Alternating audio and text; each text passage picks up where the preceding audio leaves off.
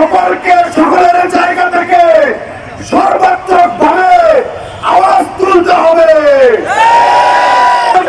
বিশ্বের বড় বড় দেশের যেসব বাঙা বাঙা লিডাররা রয়েছেন, আপনারা মুখে বুলি পাচ্ছেন, কাছে পৌঁছে দেন। ওই পারমাণবিক বোম যদি আমার মুসলমান ভাইয়ের মুখে আছে, ওই পারমাণবিক বোমের দরকার নয়।